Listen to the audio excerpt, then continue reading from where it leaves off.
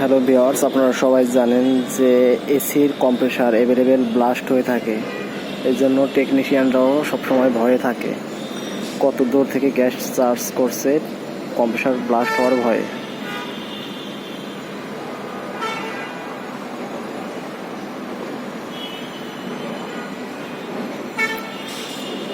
AC ঠিকমতো service না করালে ব্লাস্ট হওয়ার সম্ভাবনা থাকে।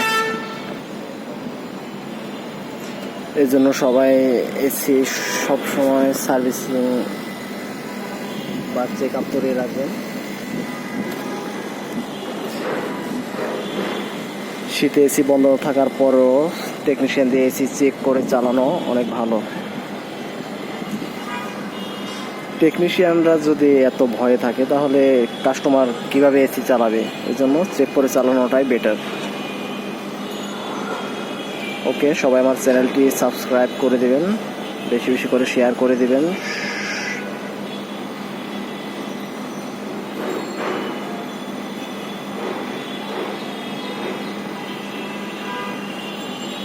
সবাই শেয়ার করে সবাইকে দেখার সুযোগ করে দিবেন, যাতে সবাই এসি চেক করিয়ে তারপর চালাতে পারে। ওকে, চ্যানেলটি সাবস্ক্রাইব করে দিন।